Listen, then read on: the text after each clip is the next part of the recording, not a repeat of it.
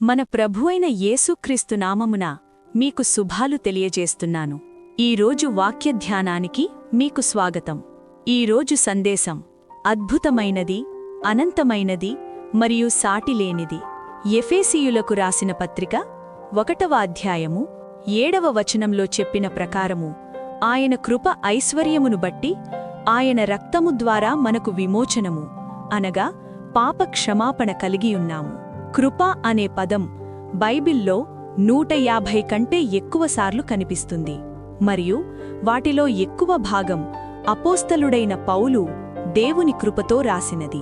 ఆయన కృప యొక్క అపోస్తలుడు మరియు కృప అనేది అతని బోధనల యొక్క ముఖ్యాంశం.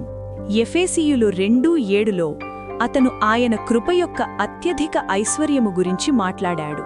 1 తిమోతి 1:14లో అతను ఇలా అన్నాడు, మన ప్రభువు కృప అపరిమితంగా ఉంది. రోమీయులు 5:20లో అతను ఇలా అన్నాడు, కృప విస్తారంగా ఉంది.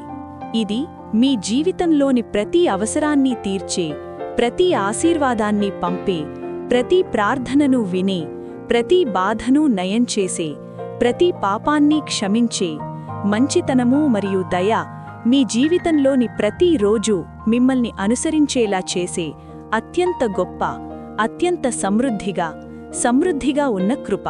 జ్ఞాని దీనిని అద్భుతమైనది, అనంతమైనది, సాటిలేనిది అని పిలిచాడు. కృప అనేది మనకు దేవుడిచ్చిన బహుమతి మరియు యేసు అనే వ్యక్తి కృప యొక్క స్వరూపం. ఆయన మనకు దేవుడిచ్చిన బహుమతి, మన రక్షకుడు. మీరు కృప యొక్క చిత్రాన్ని గీయాలనుకుంటే యేసును గీయండి. దేవుని సమృద్ధిగల కృపకు ఈరోజు కృతజ్ఞతలు తెలియజేయండి.